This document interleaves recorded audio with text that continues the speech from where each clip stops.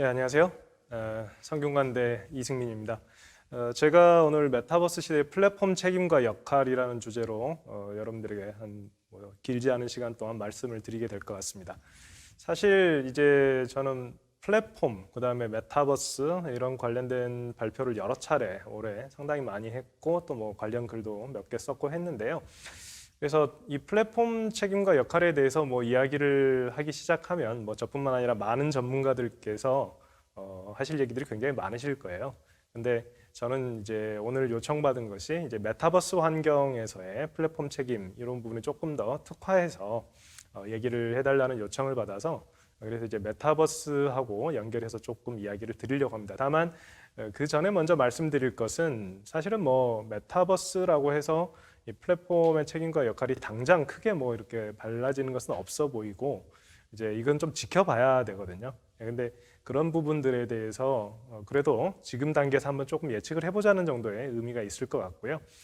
그리고 이 내용을 얘기하다 보니까 사실 메타버스에 대해서 많이 익숙하실 것 같아서 메타버스가 무엇인지 얘기하는 게 진부하긴 하지만 그래도 조금은 설명을 드리고 가도록 하겠습니다.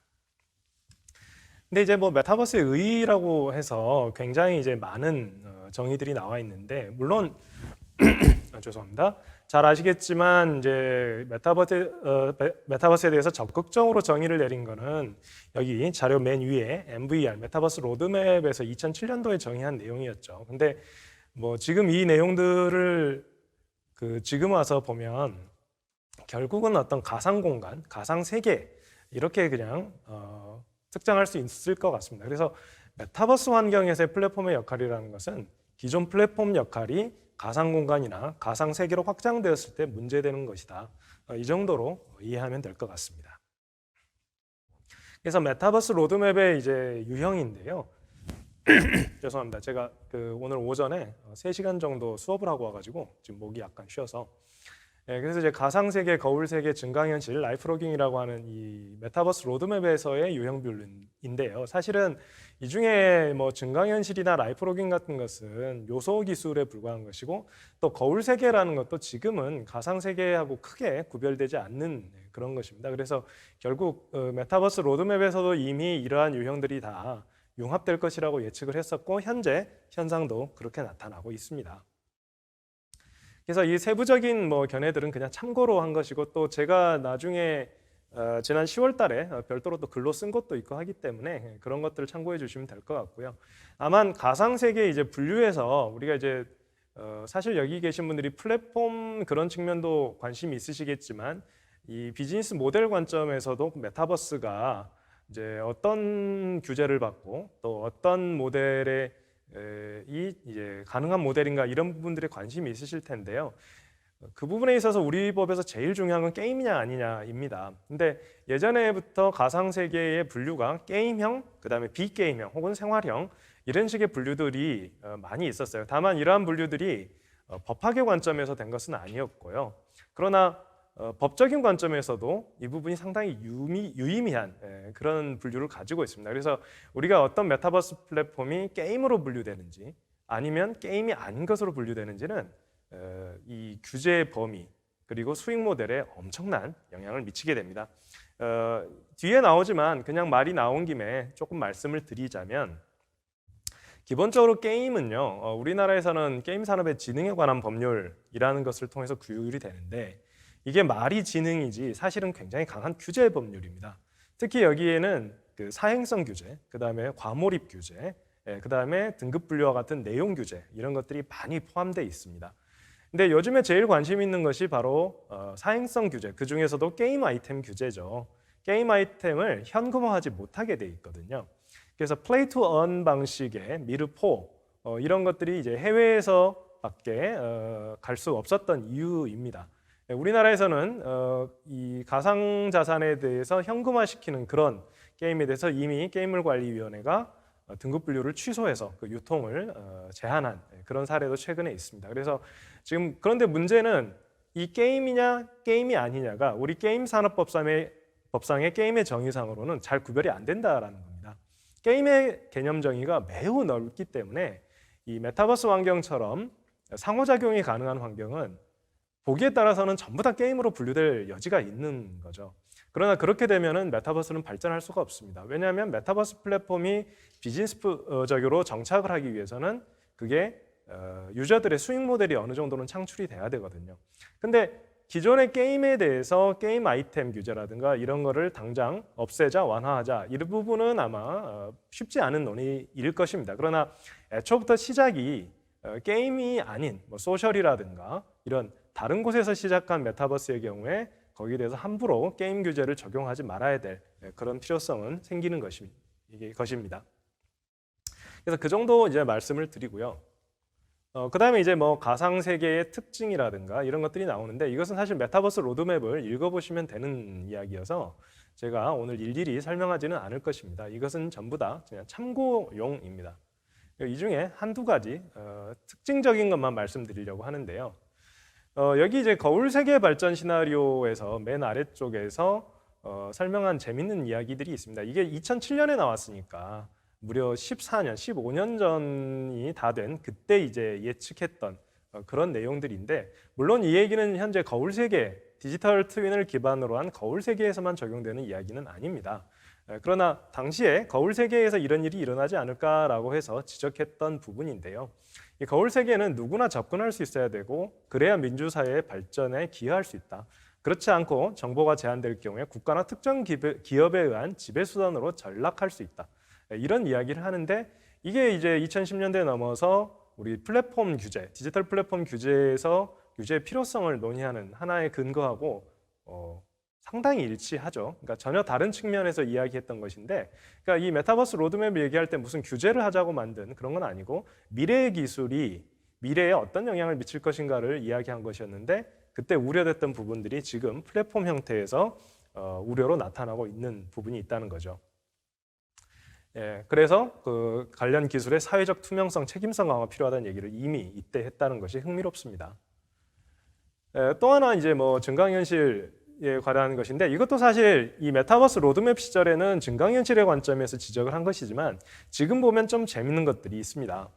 예, 이게 새로운 형태의 자기몰입, 고립화, 중독, 포템킨 빌리지 뭐 이런 현상을 통해서 정보 장막이 발생할 수 있고 미디어 서비스, 종교 집단, 소프트 회사 등의 필터 마켓에서 경쟁할 것이다라는 지적인데 지금 와서 보면 참 재밌는 이야기입니다. 특히 우리가 유튜브라든가 이런 거를 통해서 정보 장막, 그다음에 필터링 버블 이런 이야기들을 많이 하잖아요. 그런 것들이 이제 여기서 나타나고 있는 거고 그래서 스스로가 보고 싶은 것만 계속 보고 다른 집단의 의견을 듣지 않아서 바이폴라리제이션 같은 게 강화되고 그래서 미국, 우리나라 할 것 없이 어떤 정치적인 견해도 점점 극단화되고 이런 현상들이 이제 나타나고 있는데 이게 지금 뭐 증강현실 때문에 나타난 건 아니고 우리가 어떤 플랫폼 서비스라든가 디지털 서비스, 디지털 환경이 강화되면서 그랬던 것인데 모르긴 몰라도 메타버스 환경이 강화되면 그런 일들이 더 크게 발생하지 않을까 이런 생각은 좀 듭니다. 이 정도 이제 말씀을 드리고 또 라이프 로깅에서도 재밌는 얘기를 합니다. 기성세대와 라이프 로깅 어답터 사이에 어떤 문제가 생길 것이다. 그러니까 기성세대는 삶이 더 단순했던 과거에 대한 향수를 갖게 될 것이다. 지금 제가 이제 40대 중반에서 후반으로 넘어가는 시점인데요. 저희 세대가 이제 점점 그런 걸 느끼고 있습니다. 저희보다 윗세대는 정말 이제 피곤한 세상이 되었고요. 또 하나 완벽한 기억이 반드시 이상적인 것은 아니다. 이것도 참 흥미로운 지적입니다. 우리가 기존에 해왔던 여러분들 20대에서 해왔던 일들 그중에 대부분은 요즘 표현으로 이불킥 해야 되는 일들이 굉장히 많죠. 지워버리고 싶은 기억이 훨씬 많은 것이 20대의 기억인데 그런 것들이 이제 디지털로 다 남아있다는 것. 물론 그것은 아래로부터의 감시를 가능하게 하는 그런 장점도 있습니다만 디지털 박제라는 것. 그래서 과거에 내가 했던 행동들이 남아서 그것이 나를 현재에 옥죄게 하는 그런 문제도 있다는 겁니다. 물론 이런 디지털 박제 때문에 요새 과거에 무리를 일으켰던 사람들을 사회적으로 걸러내고 검증하고 이런 수단으로 쓰이긴 합니다만은 그러나 어쨌거나 개인적으로는 상당히 불만족스럽고 불편한 세상인 것도 사실이죠. 그 다음에 이제 이용자가 신뢰할 수 있는 개인적 네트워크, 평판 네트워크 이런 것들이 중요해지고 거기에 잘못되거나 유해한 정보가 유통되었을 때 책임이 문제될 수 있다 이런 지적을 하는데 이게 이제 플랫폼 책임과 역할에 곧바로 연결되는 그런 이야기가 되겠습니다. 자, 이 정도로 이렇게 이제 보고 그 다음에 쭉 법적인 얘기로 좀 들어가겠습니다. 오늘 재미없는 법적인 이야기지만 그래도 이게 오늘 발표의 목적이니까요. 이 법적 측면에서 그러면 메타버스라는 것이 기존의 플랫폼 혹은 다른 디지털 서비스하고 뭐가 다르냐? 이것은 이제 가상 공간이다. 그 다음에 열린 생태계다. 그리고 글로벌이다. 이 세 가지를 크게 특징으로 잡을 수가 있을 겁니다. 뭐 디지털 가상 공간이라는 것은 사실 메타버스만의 문제는 아니었죠. 기존의 AR, VR에서 XR로 발견되는 발전해가는 이 단계에서 디지털 가상 공간은 이미 특히 게임을 위주로 많이 구현되어 왔는데요. 이 메타버스라고 해서 그러면 하늘에서 뚝 떨어진 것이 아니라 그러한 기술 발전의 연장선상에 있는 것이죠. 근데 다만 이게 생태계가 열려 있고 그다음에 이용자들이 프로슈머로서 능동적으로 활동하고 그렇기 때문에 메타버스 운영자도 생각하지 못했던 이용자 사이에 폭넓은 상호작용이 발생한다. 저는 이것을 메타버스의 내부적 개방성이라고 표현을 했는데요. 그래서 이러한 부분이 하나의 공동체와 사회를 형성하기 때문에 이 플랫폼의 지위와 역할이 달라질 수밖에 없는 그런 형태가 있다는 것이고 또 그것이 글로벌 차원에서 형성이 되기 때문에 특정 국가가 어떻게 뭘 하기가 어려워지는 경우에 따라서는 극단적인 경우로는 메타버스 플랫폼이 특정 국가보다도 훨씬 파워풀한 그런 상황도 발생할 수 있을 것입니다. 자, 그래서 메타버스 로드맵에서 4가지 유형 중에서 법적으로 문제되는 것은 이제 당연히 가상세계일 것이고요. 그 외에 뭐 디지털 트윈 같은 것들에 대해서 개인정보나 저작권 이슈 등이 있을 것인데요. 이것은 제가 오늘 다룰 내용은 아닙니다. 그러나 이슈가 있다 정도만 말씀을 드립니다. 그러다 보면 메타버스의 이제 플랫폼적인 측면에서 보면 메타버스의 중요한 요소는 이용 규칙이 될 것인데요. 첫 번째는 메타버스 운영자가 정하는 이용약관 형태의 규칙이 있을 것이고 이것이 메타버스 플랫폼 운영자의 역할과 깊은 관련을 갖게 되고요. 두 번째는 이제 메타버스 내의 현실이나 활동에 대해서 이미 존재하는 현실 세계의 법적 규율이 미치는 부분이 있을 거고요. 이제 마지막으로는 이용자들이 스스로 수립하는 규칙이 있을 것입니다. 그러니까 오늘 논의는 이제 플랫폼의 역할인데 이 중에 첫 번째 메타버스 이용 규칙이라고 했을 때 이 3가지로 나눠보고 그 중에 첫 번째 것이 이제 메타버스 플랫폼 운영자의 역할과 관련이 되는 것입니다. 자, 근데 이제 메타버스 내의 현상 활동에 대해서 외부 현실 세계의 법적 규율은 어떻게 적용되느냐? 그러니까 앞에서 지금 이에 관한 얘기니까 조금 다른 얘기인데 그러나 이거는 자세히 설명할 것은 아니지만 화면이 잘 안 넘어가네요. 네. 이런 것들은 현재 완벽하지는 않지만 꽤나 많은 법적 규율이 마련되어 있고 현실의 법적 규율도 상당히 적용될 수 있는 여지가 있습니다. 다만 앞으로 가상세계 환경이 고도화되면 기존의 법 체계로는 해결되지 않는 그런 일들이 일어날 것이다. 이 정도는 예상해 볼 수가 있겠죠. 그러나 이것은 이제 플랫폼 측면에서의 문제는 아니고 참고로 그냥 제가 말씀을 드리는 정도입니다. 그래서 그 다음에 이제 뭐 현실 세계 규범이 적용되더라도 메타버스의 특징 때문에 법 집행 과정에 곤란이 증가될 수도 있다. 그러니까 이게 이용자들이 기존에 우리가 소셜 같은 거는 다 타이핑을 하잖아요. 쉽게 말해서.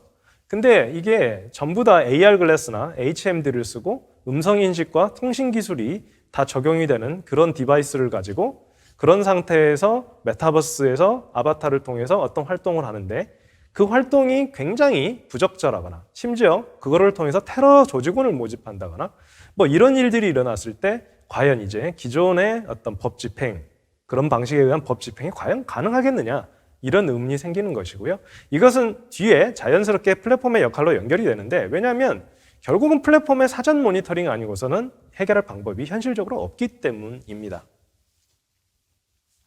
그 다음에 이제 이용자들 사이에서 자생적으로 수립되는 규칙은 뭐 이거는 사실은 법적으로 어떻게 통제할 방법은 없긴 없죠. 그러나 이 메타버스 환경 내에서의 왕따라든가 차별이라든가 이런 것들이 생길 수도 있다는 것이고 이제 그런 것을 법으로 해야 될지 아니면 메타버스 플랫폼의 역할로 갈지 그 부분은 고민이 필요한 부분입니다. 그러나 이런 것들은 지금 앞에 말씀드린 것들은 전부 다 시나리오적인 것입니다. 지금 현재 그런 문제가 일어나고 있다는 것이 아니고요.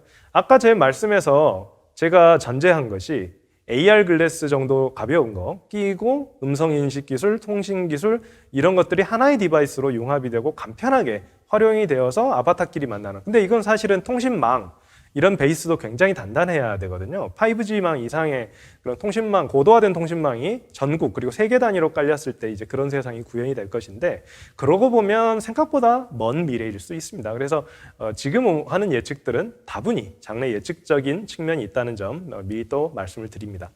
자, 그 다음에 이제 메타버스 자체를 놓고 보면 메타버스도 플랫폼입니다.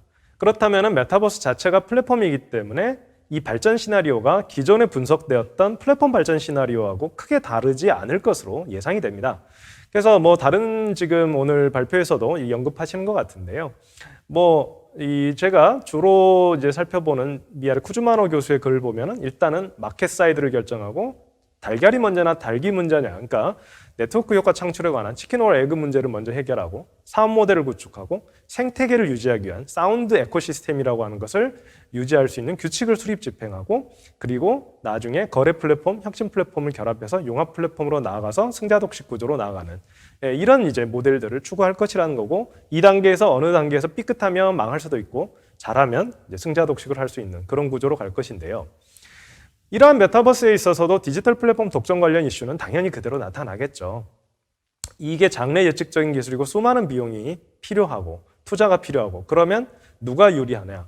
당연히 이미 플랫폼을 장악하고 있고 또 모바일 OS도 이런 모바일 OS 같은 기반 플랫폼의 성격을 가진 애플, 구글 이런데, 마이크로소프트는 이제 모바일 OS는 아니지만 그런 데들, 그리고 페이스북은 이제 오큘러스 HMD 같은 거를 통해서 그런 역할을 하고 있고, 다음에 우리가 가파 혹은 가팜, 요새는 이제 페이스북이 메타로 이름을 바꿔서 마마라고도 많이 표현을 하는데, 이런 기업들이 저는 이렇게 표현하는데 extremely deep pocket을 갖고 있거든요. 엄청나게 많은 돈을 갖고 있다는 거죠. 거기다 인앱 결제 같은 걸로 매출의 30%씩 뛰어가잖아요. 밑에 있는 제페토도 인앱 결제 수수료 다 내고 있는데, 제페토가 뭐 1억 몇천씩 이용자가 있어도 매출액의 30%씩 뛰어가는 애플, 구글 이런 데랑은 이미 서비스를 하면 할수록 그 격차가 커지면 커졌지 좁혀지지는 않는 거죠. 그래서 그런 시장을 장악한 혁신 플랫폼들이 이 메타버스 환경에 들어오고 서비스를 출시하고, 더군다나 기존에 갖고 있는 지배적 지위가 자연스럽게 전이되고, 그렇기 때문에 이런 기업들 시나리오를 예측해 본다면 이들의 독점력, 시장 지배력이 더 커질 것이다. 이렇게 예상할 수가 있겠고요.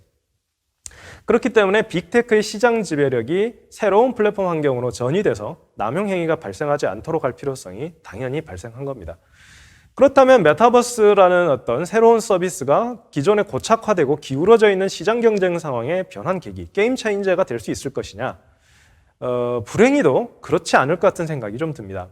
이 게임 체인징을 시도하고 있는 기업은 페이스북이죠. 페이스북은 10여 년 전부터 굉장히 공격적으로 가상현실 이쪽 기술에 많은 투자를 해오고 있고요. 사실 지금 상용화되어 있는 HMD 중에는 오큘러스 퀘스트 2만한 게 없죠. 퀘스트 3가 이제 더 개발된 것으로 곧 나올 것이고요.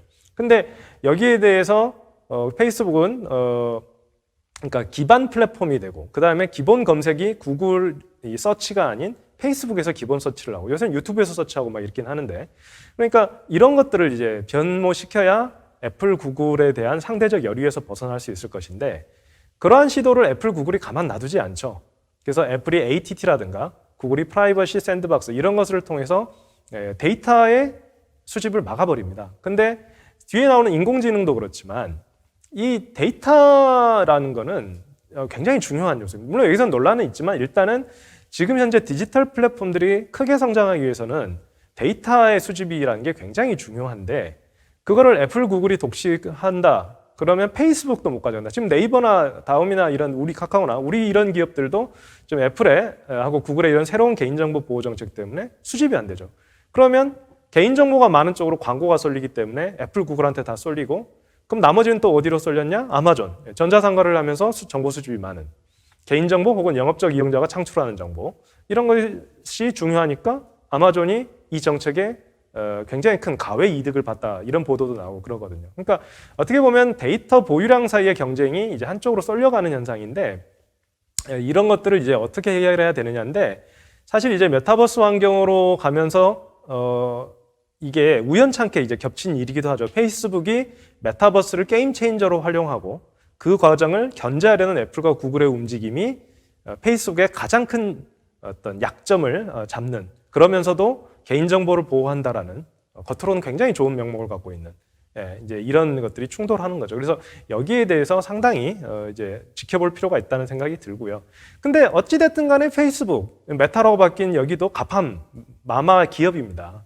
우리 기업은 아직 이 정도 수준까지 가지 못했던 것이고 이들 사이의 경쟁도 결국은 글로벌하게 보면은 전 세계 누구도 갖지 못한 이 5개 사업자들 내에서의 경쟁이고 마이크로소프트도 뭐 메시 이런 거 내고 있잖아요. 그러니까 결국 이거는 국내 기업들이 시장의 게임 체인저가 돼서 글로벌 리더가 되고 시총 2천조, 3천조 기업이 되는 계기가 될 것이냐? 아직은 그것은 아닌 것 같고 오히려 기존의 가팜 기업들 사이의 경쟁이 있으면 있었지 쉽지 않을 것 같은 그런 문제는 듭니다. 그렇기 때문에 우리가 규제와 육성의 관점이 더 필요한 것이고요. 그 다음에 이제 기존의 플랫폼의 공정성, 중립성, 또 데이터 접근 이동, 상호 운용성 이런 것들이 플랫폼 독점을 해소하기 위한 방안으로 많이 고안됐던 것입니다. 근데 문제는 이게 메타버스 플랫폼이 되면요, 더 적용하기 힘들어집니다. 우리가 핸드폰 번호 이동제는 쉬웠죠. 뭐 소셜 네트워크 서비스에서 갖고 저장되어 있는 정보 이동하자? 그래, 뭐 그것까지 어떻게 될 수 있을 것도 같죠. 근데 이제 메타버스 환경, 너무 서로 기초 설계부터 다른 이 환경에서 과연 데이터 접근 이동이나 상호 운영성 같은 것이 플랫폼 독점을 위한 현실적인 대안이 될 수 있을 것인가? 좀 어렵다. 그렇다면 결국 플랫폼 독점은 더 강화될 우려가 있다라는 이야기입니다. 그 다음에 메타버스 운영자의 역할이 커집니다. 메타버스 운영자가 이제 규제자로서의 역할을 하게 되죠. 왜냐하면 기본적으로 비즈니스적인 측면에서도 메타버스 규제 플랫폼은 배드 액터를 쫓아내야 되는 그런 역할을 하고 해야 됩니다. 그렇게 하지 않으면 사운드 에코시스템이 만들어지지 않기 때문에 플랫폼이 망합니다. 그러니까 비즈니스적인 니즈가 있는데 다만 그 비즈니스적인 니즈가 사회의 옵티멀한 포인트보다는 항상 아래에 있죠. 그렇기 때문에 거기에 대해서 이제 법이라든가 여론에 의한 통제가 필요한 것인데요. 여기에 대해서 메타버스 플랫폼, 예를 들어서 뭐 디지털 성범죄, 이건 뭐 우리 현재 지금 논란이 있지만 그래도 어떻게 봐도 전 세계에서 디지털 성범죄를 걸러내자, 여기에 대해서는 기본적인 합의가 있는 거죠. 어떻게 걸러낼지, 그것만 좀 차이가 있는 건데, 그게 아니라 이제 메타버스 운영자가 교묘하게 사회적 정치적 영향력을 행사하는 것, 여기에 대해서는 쉽지 않은 문제가 발생할 것이다. 지금 여러분 잘 아시겠지만 피파나 NBA 게임의 능력치, 뭐 슈퍼스타들이 맨날 한마디씩 하잖아요. 왜 내 능력치가 이거밖에 안 되냐. 또 NPC 같은 캐릭터들. 그 다음에 묘하게 특정 정당이나 특정 정치인에 대해서 부정적인 인식이 생길 수밖에 없는 그런 환경을 설계한다. 이랬을 때 이거를 과연 차단할 수 있을 것인가. 그 영향력이 이 현실적으로 메타버스 환경에서는 어떤 일이 일어날 걸 예상하기 어렵고, 그다음에 실질적으로 이건 뭐 경찰이 다 개입할 수도 없잖아요.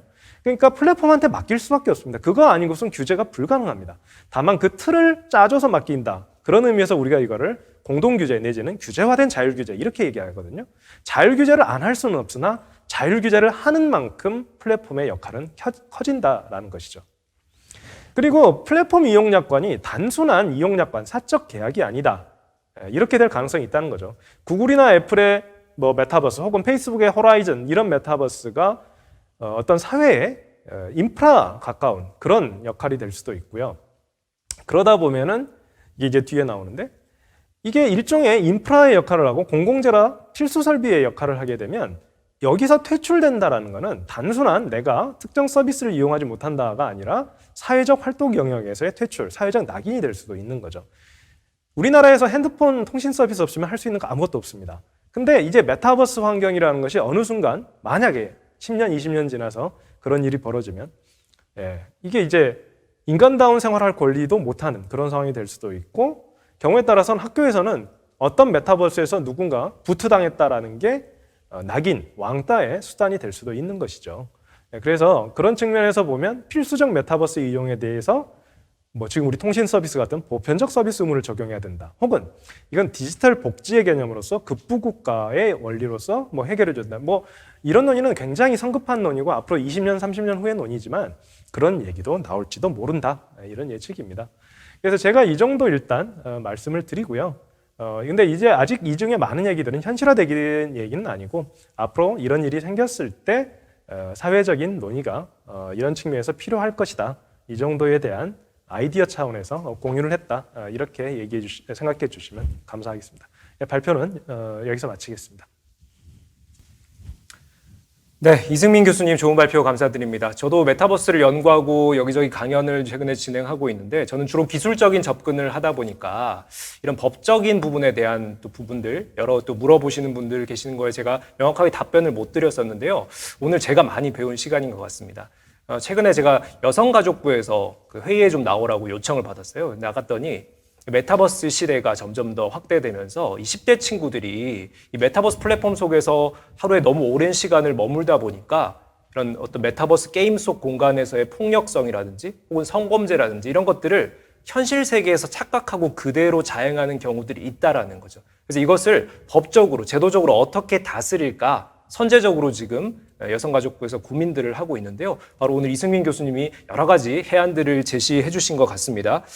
제가 몇 가지 좀 그 재미있는 키워드들을 많이 던져주셨는데 제 나름의 어떤 정리를 한번 해드리면은 정보 장막 얘기를 하셨죠. 이렇게 메타버스 공간에서 VR이나 AR을 끼고 혹은 나의 아바타로 생활을 하다 보면은 자기 몰입이라든지 중독이 발생하고 이 과정에서 어떻게 보면 내가 보고 싶은 것만 본다라는 거죠. 이런 측면에서 정보의 장막이라는 키워드 말씀 주셨고요. 디지털 박제, 우리 아까 이불킥 한다고 재미나게도 표현을 해주셨는데 바로 최근 시대에 잊혀질 권리가 필요하죠. 여러분들 여기저기 데이터의 흔적들을 이렇게 뿌려놓고 다니시죠. 근데 메타버스 시대는 어떨까요? 메타버스는요, 여러분 아바타가요, 하나하나가 다 데이터입니다. 메타버스 속에 여러분 아바타의 활동은 바로 데이터로 직결되는 부분이죠. 데이터가 축적, 저장, 관리되고 있다. 이런 부분에서 우리가 이 디지털 박제라는 측면, 아마 개인 여러분들도 많은 고민이 될 이슈일 것 같고요. 또 프로슈머라는 측면이 있습니다. 메타버스 시대에는 우리가 데이터를 직접 생산하기도 하고 소비하기도 하죠. 자, 이런 측면에서 국가보다는 메타버스 국가로 경계가 확대될 수 있다. 우리 국가적 테두리에서 사는 게 지금까지의 현대의 사회였다면은 이 메타버스 시대는 국가를 넘어선, 테두리를 넘어선 어떤 사회들이 형성될 것이다. 자, 이 과정에서 우리가 어떻게 이용 규칙을 만들고 이 메타버스 시대에 적합한 메타 휴먼들이 살아갈 수 있는 다양한 질서들을 설계할 수 있을까에 대한 오늘 해안을 여러 가지 많이 던져주신 것 같습니다. 자, 그러면 여러분들 많은 또 질문을 주셨는데요. 지금 766분 참여하고 계시고요. 질문 주신 것 중에 몇 가지 뽑아서 제가 대신 여쭤보도록 하겠습니다. 먼저 개인정보 보호 측면이죠. 앞서 제가 말씀드렸다시피 메타버스 시대에는 모든 것 하나하나가 데이터로 다 남는 세상이 펼쳐질 건데요. 벌써부터 이런 이슈들이 우리 디지털 시대를 겪는 지금도 여러 가지로 부각이 되고 있는데 이런 측면에서 책임과 역할에는 어떤 것들이 있을까요? 이게 상당히 좋은 질문이십니다. 그리고 사실은 해결되지 않는, 현재 해결하기 어려운 질문이죠. 근데 이제 개인정보 보호 측면에서는 좀 이런 생각을 해볼 필요는 있습니다. 현재 우리나라 개인정보보호법은 상당히 강력한 규율로 지금 마련이 돼 있고요. 유럽의 GDPR도 상당히 강력한 규율입니다. 그래서 그리고 아직까지는 메타버스가 이제 좀 고도화가 좀 덜 돼 있기 때문에 당장 현재 개인정보 측면에서 많이 부족하지는 않는 그런 상황으로 파악이 됩니다. 근데 이제 다만 이제 HMD라든가 또 AR 글래스 이런 것들이 고도화되다 보면 이제 행태 정보의 수집이라는 측면에서 문제가 되는 측면이 있을 거고, 그 다음에 거기에서 이제 창조된 혹은 활동 과정 속에서 이렇게 만들어진 데이터, 그게 이제 엔드 유저가 만드는 데이터도 있을 거고 비즈니스 유저가 만드는 데이터도 있을 건데 그 데이터들을 메타버스 운영자가 갖고 있을 거잖아요. 그럼 그 메타버스 운영자들이 그런 데이터들을 애그리게이트하고 또 그거를 통해서 어떤 추론해서 어떤 새로운 데이터를 만들어내고 이런 것들이 그럼 누구한테 귀속이 돼야 되느냐, 이런 문제들이 있을 것이고, 또 하나 특히 영업적 이용자에서는 관심을 갖는 게 항상 이런 거거든요. 내가 팔리는 물건들에 대해서, 내가 파는 물건들이나 서비스에 대해서 소비자들이 어떻게 반응하는가. 근데 현재 이제 플랫폼 내에서 활동하다 보면 그 정보가 다 플랫폼한테 가버려요. 그래서 그거를 영업적 이용자가 이제 접근하고 활용하게 해달라라고 하는 것이 EU P2B 규칙이라든가 이런 규율, 새로운 어떤 플랫폼 규율의 그 주요 정신인데, 문제는 이게 메타버스 환경에서 과연 어느 정도까지, 그러니까 해주기는 해줄 거예요. 그런 규율이 들어오면 해주긴 해줄 텐데 플랫폼이 하는 척만 하고 말았을 때 이제 여러 가지 변명이 가능해질 가능성이 있는 거죠. 아, 이 환경에서는 이 이상 내가 해줄 방법이 없다. 이거 뭐 내가 어떻게 해주느냐. 이 정도면 됐지. 이렇게 했을 때 그 이상을 요구할 수 있을 것인가? 이건 상당히 어려운 문제가 된다라는 거죠. 그래서 일단 데이터의 영업적 이용자는 측면은 그렇고, 근데 여기서 이제 개인정보를 먼저 물어보셨으니까 그 부분만 다시 요컨대 짧게 말씀드리면, 뭐 아직까지 개인들이 자기의 어떤 정보 침해까지 우려할 상황은 현재까지는 아닌 것으로 보이지만, 그러나 이게 이제 고도화되었을 때는 메타버스 운영자에 대해서, 그러니까 결국은 이건 플랫폼한테 일정한 책임을 이제 지울 수밖에 없는, 그러니까 현실적으로 그렇게 하지 않으면 법적으로는 집행이 불가능한 상태가 되거든요. 그래서 이제 그런 쪽으로 나아가야 되지 않을까. 일단 이 정도 답변 드리겠습니다. 제가 또 궁금한 게 아까 제가 여성가족부 말씀드렸잖아요. 네. 지금 여성가족부 관계자분들도 듣고 계실지 모르겠는데 지금 이런 제페토나 로블록스 같은 메타버스 플랫폼에서 어떤 범죄가 발생했을 경우에 여기에 대한 책임이라든지 혹은 뭐 공시 의무라든지 뭐 이런 부분들이 어떤 지금 기업들이 갖고 있는 부분이 있습니까? 지금 말씀하신 부분은 사실은 우리는 지금 정보통신망법이라든가 또 개정된 전기통신사법에 따라서 사실은 규율이 되고 있다라고 보셔도 돼요. 그러니까 아까 근데 그 얘기하고 조금은 다른 맥락이지만 미리 말씀드리고 싶은 것이, 이 메타버선이라고 네티즌을 대신한 요즘 메타버선이라는 표현도 있고, 일단 메타페인이라는 얘기가 벌써 나오고 있는데요. 이제 이에 대한 규율은 과몰입이라든가 중독에 관한 그런 이슈가 있을 테고, 근데 저는 이 부분에 대해서는 개인적으로는 규제에 대해서는 신중론이고요, 아직은. 그 다음에 방금 말씀하신 디지털 공간 내에서의 범죄인데, 이 부분은 이제 우리 현실의 규율인 전기통신사업법이라든가 정보통신망법에 의해서 일정한 규율이 가능하고요. 근데 다만 이제 기술의 고도화에 따라서 그 규율이 불충분해지는 부분이 있습니다. 왜냐하면 일단은 이제 모니터링이잖아요. 우리 지금 사회 좀 크게 문제가 돼. 전기통신사업법의 모니터링 기술인데, 그 사전 모니터링이 이제 메타버스 환경에서 어디까지 가능할지 이제 문제가 있는 것이고, 두 번째로는 지금 우리 정보통신망법은 이제 방심위가 사후에 이렇게 모니터링해서 찾아내는 건데, 현재까지는 어느 정도는 발견이 된다고 치지만 과연 이게 프로슈머 활동이 고도화되었을 때 과연 찾아낼 수 있을 것인가? 그러면 결국은 피해자가 신고하는 수밖에 없거든요. 근데 피해자가 신고를 하려면 증거가 있어야 됩니다. 그러면 여기서 이제 디지털 증거 수집의 문제가 발생을 하는데, 문제는 증거 수집이 매우 어려워질 거라는 거예요. 그래서 오히려 나중에 음성인식 기술 같은 것들이 결합되면 차라리 나은 게, 녹음 버튼 딸깍 눌러가지고 녹음해서 그걸 증거로 내면 그나마 괜찮은데, 지금은 타이핑을 하니까 그 증거가 캡처해서 남거든요.